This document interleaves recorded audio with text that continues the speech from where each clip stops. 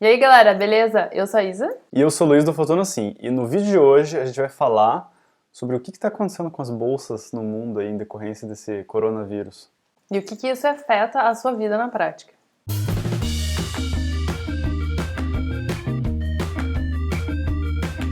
Na verdade, o efeito coronavírus ele não é nada novo, né? A gente já viu várias outras vezes na história momentos parecidos. Então teve a greve dos caminhoneiros, teve a delação do Temer, o que mais? De eventos... A eleição do Trump. A eleição do Trump, foram todos eventos que a gente chama de improváveis, né? Que eles tinham algum nível de improbabilidade, que as pessoas não esperavam que uma coisa desse tipo acontecesse.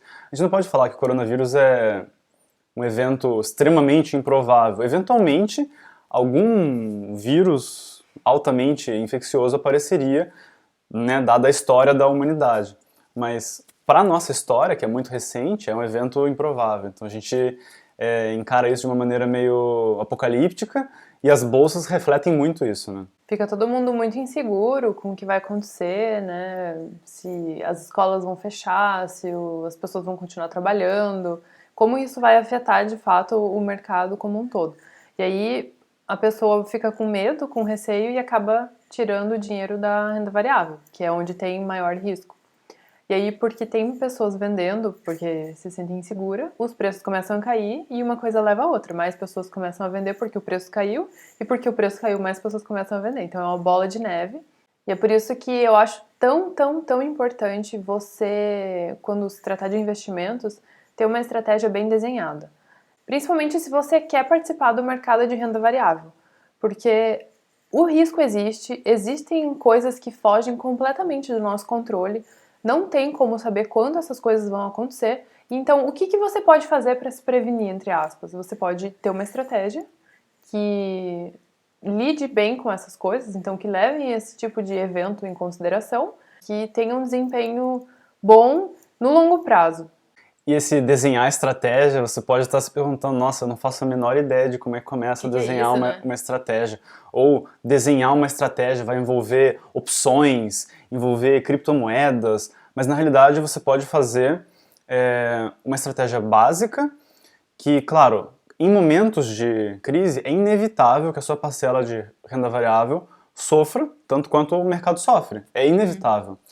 Por causa de um efeito chamado correlação, que logo mais a gente vai entrar mais em detalhes, né, sobre essa estratégia que você pode criar para diminuir o seu risco, mas a ideia é que você, de alguma maneira, tente, né, claro, com as perdas, mas também se beneficiar um pouco desses eventos extremos, desses eventos caudais. Um cara que fala muito disso é o Taleb, né, o Nicholas Taleb. Ele tem alguns livros, a gente vai deixar na descrição, porque são todos muito bons. Ele não fala só dessa questão de investimentos. O ponto dele é que a gente deve buscar coisas que se beneficiem de eventos extremos, extremamente improváveis, de black swans, que ele chama, né, que são cisnes negros. Então são esses eventos que a gente não consegue nem imaginar, né, tipo um vírus que vai contaminar na China e propagar para o mundo inteiro.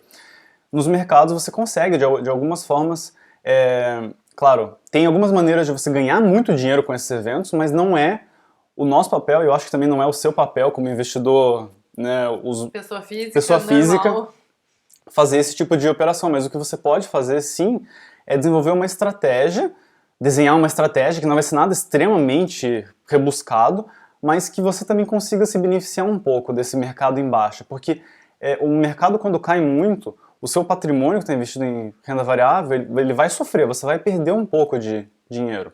Mas você pode também, nesse momento, fazer algumas compras. E essas compras, essas entradas, essas reentradas no mercado de renda variável, elas vão atenuar as suas perdas. Porque, queira ou não, as bolsas, por exemplo, a bolsa americana na semana passada caiu 15%, então ela está 15% mais barata. Uhum. Porque as empresas não estão 15% piores. As empresas continuam sendo as mesmas empresas, elas não ficaram 15% piores em uma semana. Elas continuam, a Coca-Cola continua sendo a Coca-Cola, a Visa continua sendo a Visa, independente desses 15%. Então esse é um outro aspecto, que é o valor intrínseco, ou seja, as empresas, elas não deixaram de ter o valor delas só porque os mercados reagiram da maneira como eles reagiram. Então essa é uma oportunidade, claro, para quem tem sangue frio, né? Eu não sei se vocês sabem de onde veio a ideia do flamingo que tem na nossa logo. Flamingo, se você pesquisar na internet, qualquer foto de flamingo, ele vai estar sempre lá, tranquilão, com uma perna só, equilibradinho lá, mas ele vai estar sempre lá, sussão, tranquilão, na paz, tomando o solzinho dele. Dificilmente você vai ver uma foto de um flamingo hiper agitado e tal, ele tá sempre lá, na paz. Sereno, pleno. Com a perninha pra cima, assim, na boa. Pleníssimo. E eu acho que mais importante do que isso é você ter em mente que tipo de estratégia que se encaixa na sua vida, que tipo de estratégia que você se identifica mais. Eu e o Luiz, a gente partiu pro lado mais minimalista da coisa, então a gente acredita que o esforço que a gente pode fazer vai ser mais recompensado no longo prazo.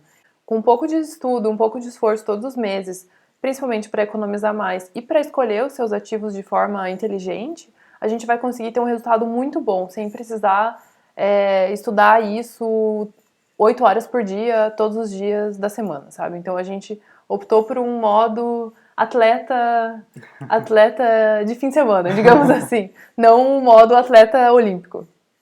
Beleza, então como que você pode desenhar a sua estratégia? A gente já experimentou várias coisas, né? Mas assim, a gente procura pautar as nossas decisões em fundamentos científicos. Como bons engenheiros que somos, Como bons engenheiros que somos.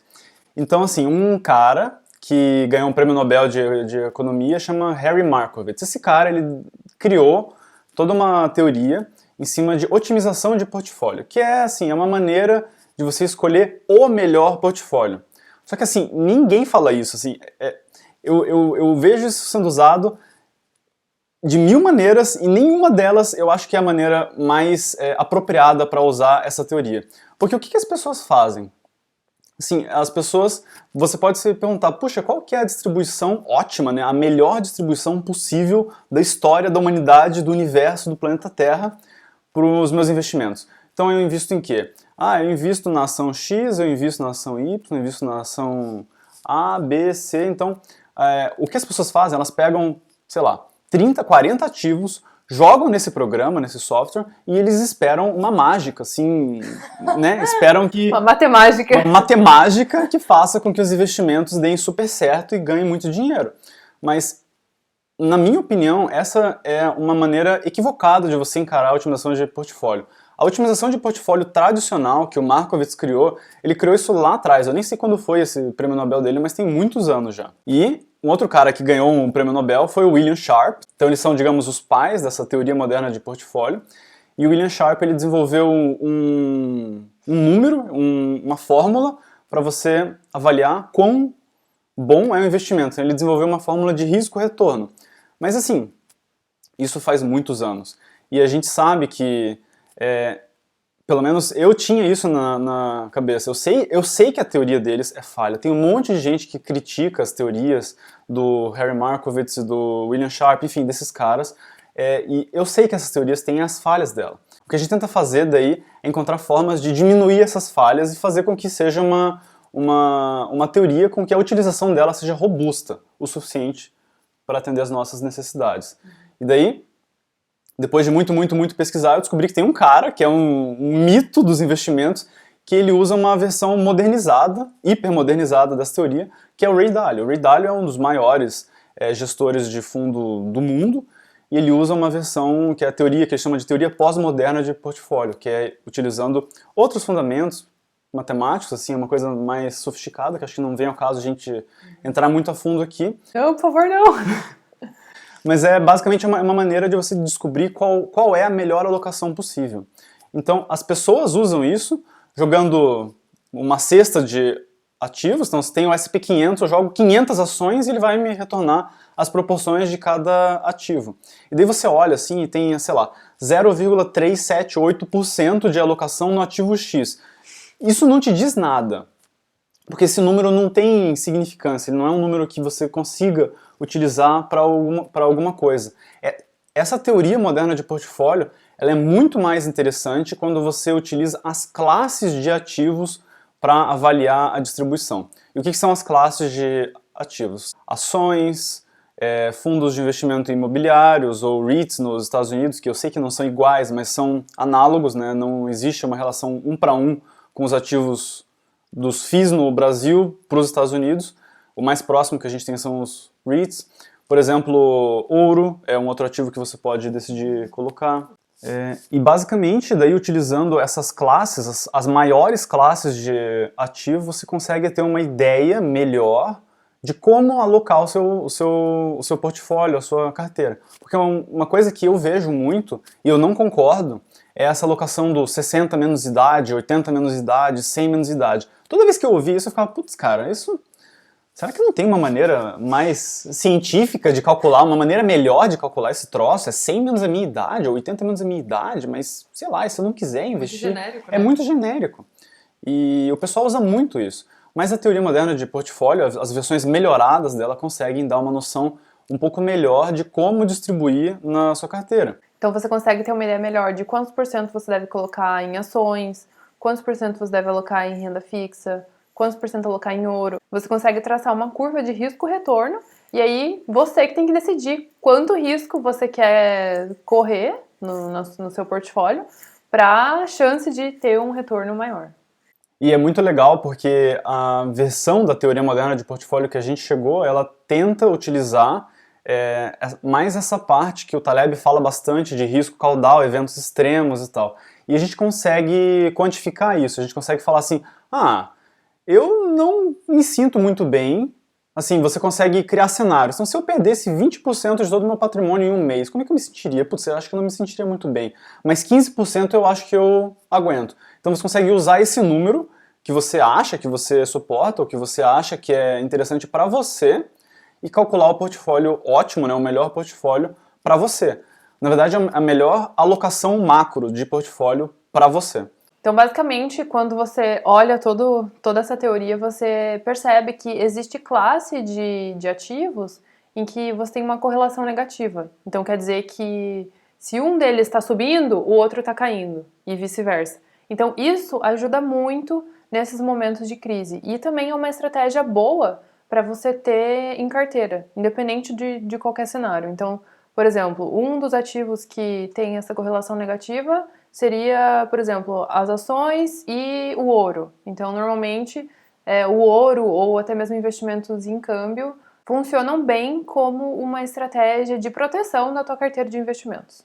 E a sua carteira ela se beneficia, sempre vai se beneficiar de ativos que sejam negativamente correlacionados.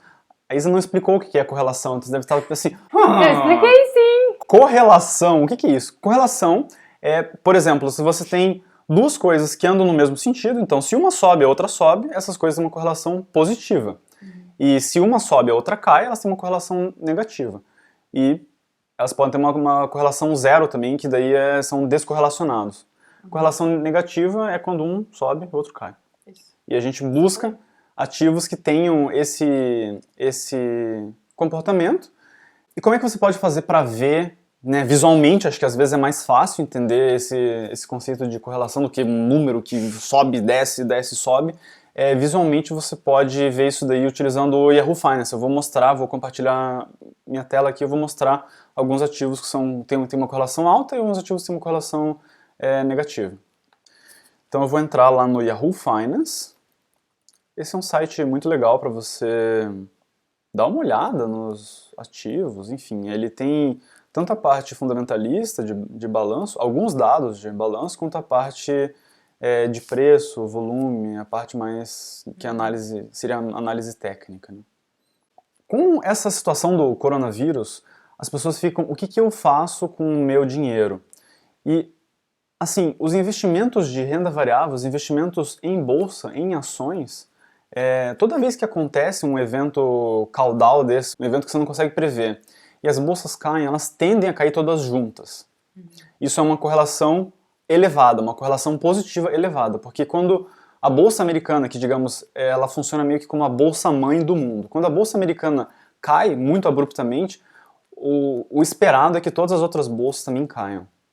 Então, só para ilustrar o que é a correlação, né, que às vezes a gente fala, fica meio confuso, eu vou mostrar aqui a comparação do Ibovespa, que é o nosso índice Bovespa, da Bolsa de São Paulo, e eu vou comparar ele com o SP500, que é o índice super, hiper, mega da Bolsa Americana, né? Então, eu escrevi aqui Ibovespa, daí eu selecionei esse ativo no Yahoo Finance, quando ele tem esse chapéuzinho, que é o índice. A gente pode clicar aqui em Full Screen para ver o gráfico inteiro. E daí eu vou escolher, sei lá, 3 meses só para dar uma enfatizada nessa queda gigantesca que teve aqui por conta do nosso amigão Corona. Eu vou colocar aqui também o SP500, como eu falei. Então você pode entrar em Comparison e daí aqui SP500 é esse que tem o chapéuzinho também. Vamos ver se ele vai colocar em escala. Ele coloca em escala. Então assim, o SP500 despencou, caiu um monte, e o índice Bovespa caiu um monte. A correlação desses caras aqui, nesse momento, é uma correlação alta. Como que eu sei disso? Porque os dois caíram ao mesmo tempo, e, só para esclarecer, eu vou colocar aqui em Indicators, a gente consegue selecionar Correlation Coefficient, e ele vai, período tanto faz, aqui 100. É em dias, né? É em dias, mas como eu estou em meses, aqui 100 não vai ficar bom. Então, o período aqui a gente coloca... Não, mas ele vai atualizando. Ele mostra aqui. Então a correlação desses dois é tipo muito alta. 0,92, é tipo super alta. A maior correlação que você pode ter é a correlação 1. Esse número, o coeficiente de correlação, ele varia de -1 até 1. Então, quando a correlação é 1, se o índice Bovespa cair 20%, a Bolsa Brasileira vai cair 20% também, se eles tiverem a correlação 1. E se eles tiverem a correlação negativa, daí quando um sobe, o outro cai. Que é o exemplo que eu vou mostrar aqui, que provavelmente, eu espero que eu esteja correto, mas o ouro deve ter subido nesse tempo aí. Principalmente porque o ouro é uma forma das pessoas fazerem reserva, né? Então tá lá, o ouro subiu, deu uma valorizada porque as bolsas foram pro vinagre e daí o ouro deu aquela compensada básica. E é interessante você analisar a correlação e sempre pensar nela, porque com essa estratégia de portfólio, o que eu já vi muita gente fazendo, que eu também não concordo, é dividir em setores. Então a pessoa coloca small caps, dividir de alguma maneira, sabe? Small caps, mid caps, large caps. Então, como você pode ver aqui, a correlação do ouro também não é tão baixa, ela não é uma correlação negativa nesse momento, porque esse é um outro detalhe muito importante, que a correlação ela muda com o tempo. Então se você olhar mais para o passado aqui, a correlação do ouro de fato era negativa. Mas nesse evento em particular, a correlação do ouro não foi para o negativo ainda. Provavelmente se eu mudar o período aqui, ele vai... Se eu colocar um período menor, porque período de 100 dias é muito longo, né? Então se colocar, sei lá, 30 dias, vamos ver. Eu espero que a correlação seja negativa e de fato a correlação vai para -0,6, ou seja, o ouro sim é uma boa proteção contra esses eventos extremos, porque nesse prazo, nesse período que a gente está mostrando aqui, enquanto as duas bolsas, a brasileira e a americana, foram para o vinagre, basicamente, o ouro deu aquela compensada, mas isso graças a essa correlação negativa aqui de 0,6. E no auge, aqui no vale, quando caiu o máximo, a correlação do ouro, nesse ponto era -0,71, então era uma correlação bem negativa. Ou seja, ele realmente cumpriria o papel muito bem de proteger a sua carteira. Qual que é a ideia? Você ter um pouco de ações, porque é um ativo que vai valorizar no longo prazo, né? Tende a valorizar, e é isso que a gente espera quando a gente compra uma cesta de ações. E você usar o ouro numa parcela pequena do teu portfólio, né? do teu patrimônio, para equilibrar essas perdas, então para dar uma amortecida nessas perdas.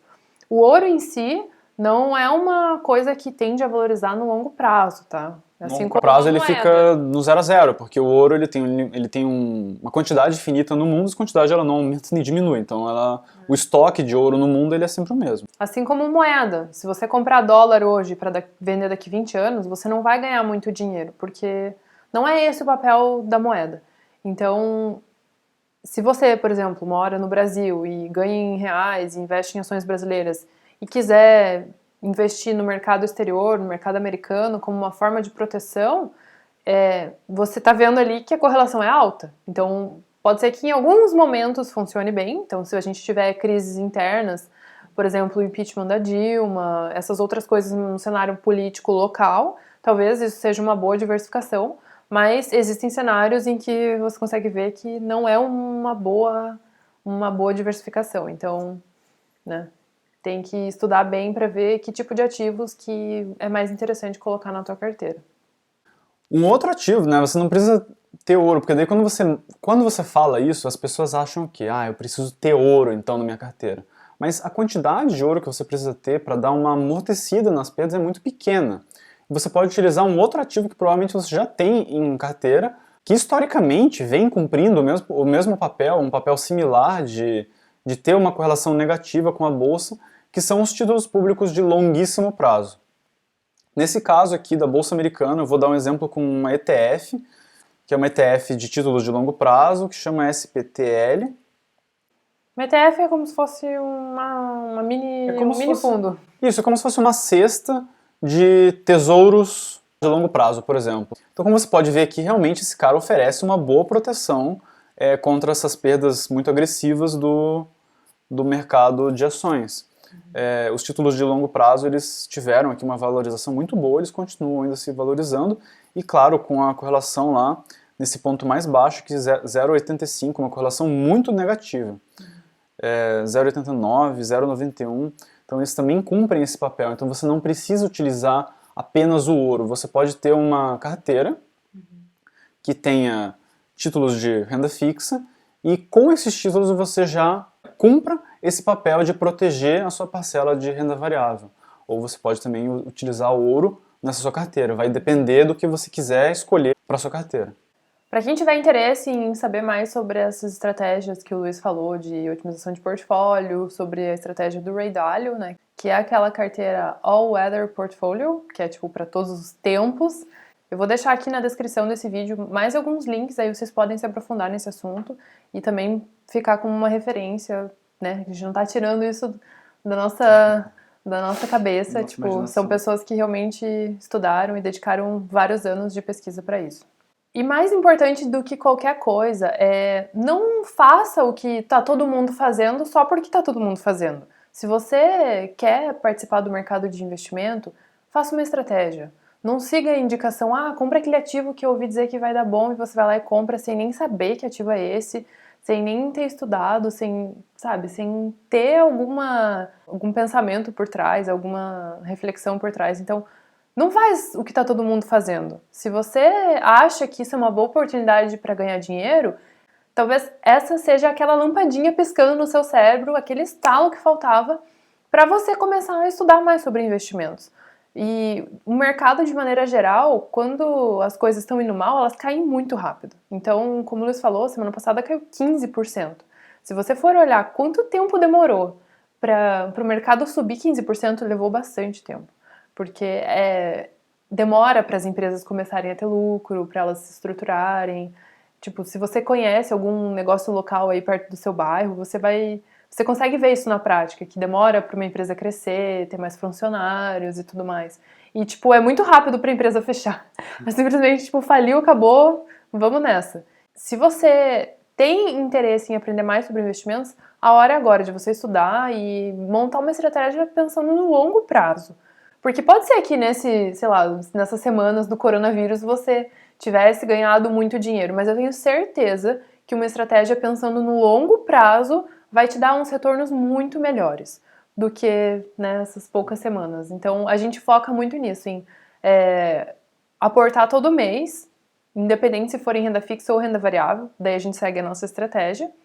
E a gente se esforça ao máximo para enxugar os nossos custos mensais básicos para focar mais na nossa independência financeira. Então, quase 50% do que a gente ganha, se não mais, a gente reinveste na nossa estratégia. Então, eu tenho certeza que essa iniciativa vai ter retornos muito melhores do que se a gente ficasse buscando migalha e esperando acontecer alguma coisa altamente improvável para daí ganhar dinheiro. Não, você tem que ter uma estratégia de longo prazo, né? Porque você vai viver muitos anos.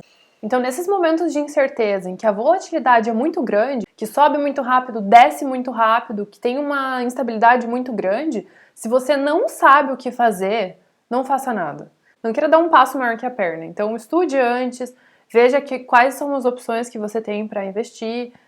Tipo, faça uma coisa pensada, assim, porque eu tenho certeza que você demorou muito para juntar esse dinheiro, que você se esforçou bastante. Então você não quer que uma decisão errada, naquele calor do momento, seja o decisivo para você perder muito dinheiro. Então, começa com uma estratégia. Em investimentos, normalmente, quanto menos decisões você precisar tomar e quanto menos atitudes assim proativas você tiver, melhor vai ser para você. E a prova disso são os dois velhinhos lá de Omaha, né, o Warren Buffett e o Charlie Munger, que não é de Omaha, mas enfim, a sede da Berkshire lá em Omaha. E eles pregam muito isso, que você não precisa tomar uma atitude e fazer alguma coisa, você pode simplesmente não fazer nada. E eles dizem que a profissão deles, o trabalho deles é não fazer nada. Porque eles não fazem nada 99% das vezes. E daí, no 1% das vezes que eles fazem alguma coisa, eles fazem bons negócios. E a ideia é justamente essa. Então, em um momento de crise, com coronavírus e tal, o que você faz? Você faz igual o Flamengo. Você fica lá paradinho, levanta a perninha, fica no sol, tranquilão. Não precisa fazer nada. Mas as pessoas têm essa necessidade, eu acho, de fazer alguma coisa. Então, principalmente as pessoas que estão envolvidas com o trade. Infelizmente, esse é um nicho que prega muito para essa ação, essa coisa mais proativa, né? Então, o pessoal do trade, nesses momentos, às vezes eles ganham muito, mas às vezes eles perdem muito também. Eu acho que nessas horas você tem que ter sabedoria para saber se é melhor você participar ou se é melhor você estar do lado de fora. Então, você tem que ter sangue frio. E eu sei que quando você está lidando com dinheiro, pode ser que em vários momentos você faça a coisa no calor da emoção. Então, esse custo de você tomar uma decisão errada é muito grande. Porque pode ser que você se arrependa depois, né? Você tem que sempre pensar no custo do erro, né? Isso é uma coisa interessante também de levar para todos os aspectos da vida. O custo do erro você tem que sempre pensar. E se eu não tiver certo? E se a minha hipótese estiver errada? O que acontece? Então, no caso de você, sei lá, pegar metade dos seus investimentos e colocar em opções com vencimentos longos para tentar ganhar com o coronavírus, pode ser que você perca metade dos seus investimentos, porque você não analisou o custo do erro. Quando a gente faz análise de cenário, você não se coloca, é uma coisa meio surreal, você não se coloca lá, você não enxerga você com 50% menos dinheiro. Você, 50% de perda, acho que eu consigo lidar. Não, imagina a sua conta lá, com 50% a menos. É complicado, não é fácil, e assim, quando a gente faz esse tipo de análise, fica uma coisa meio distante, assim, as perdas. 30% de perdas, não, você tem 100 mil, você perdeu 30 mil, acabou, você está com 70 mil. Então, nessas horas, se você não sabe o que fazer, não faça nada, tipo, não tome nenhuma decisão precipitada. Se você já tem alguns investimentos, você já tem ações que caíram muito, não faça nada, espere. Você só vai realmente perder, né, aquele dinheiro se você vender. Então, se você investiu pensando numa estratégia, se você sabia por que você estava comprando aquelas ações e se não estava nos seus planos se desfazer delas agora, espere um pouco, porque nesse momento está tudo muito instável, ninguém sabe o que vai acontecer, ninguém sabe se vai subir muito, se vai cair muito. Então, se alguém te falar, eu sei o que vai acontecer, essa pessoa não sabe, não tem como saber. É a mesma coisa, será que vai chover daqui a um mês? Não tem analista de mercado que... Não tem como saber. Não tem. Se alguém falar que sabe, eles estão... Tanto é que o Ray Dalio, o cara que é a gestora lá, multimilionário, sei lá, bilionário, ele investe o dinheiro da família dele, o dinheiro dele, num trust que é o All Weather Portfolio. Então ele investe o dinheiro dele num portfólio que faça chuva, faça sol, que é o nome, né? Todas as estações, ele vai investir sempre da mesma maneira. E eu acho que esse cara merece meu respeito porque ele não só prega uma teoria e na prática faz outra coisa, sabe? Ele, tipo, coloca o dinheiro da família dele. Então, tipo, se ele não acreditasse nisso e se não tivesse realmente bons retornos, um histórico bom, ele não ia arriscar o dinheiro da família inteira dele nisso, né? Eu queria mostrar aqui na minha tela, rapidamente, um histórico de desempenho do SP500, que é o índice da Bolsa Americana. Eu escolhi esse índice porque ele tem um histórico mais longo, né? A Bolsa Brasileira a gente tem dados, sei lá, de 20 anos, se eu não me engano, um pouquinho mais, 30 anos. Dados confiáveis, né? Dados confiáveis tem uns 20 e poucos anos, 30 anos. E a Bolsa Americana tem mais histórico, então por isso que eu vou mostrar aqui, para vocês verem, na média, como que é o desempenho da Bolsa. Será que é bom? Será que é ruim? Abri aqui o Wikipedia, SP500 Index, e se você for lá para baixo, você consegue ver o desempenho. Então eu vou mostrar aqui, vou pegar os anos mais recentes, porque eu acho que é mais reflete melhor a realidade, né? Porque tá mais fresco na memória também. E a bolsa americana, ela mudou muito recentemente, né? Muito recentemente e muito recentemente, porque a gente teve a inclusão de todas as ações de tecnologia, Intel, Facebook, Amazon, todo esse movimento, né? Tesla, é muito recente. E essas empresas tiveram um impacto muito grande, né? Então é interessante olhar. Se você pegar aqui o ano de 2019, 2018 foi negativo, porque não foi um ano bom.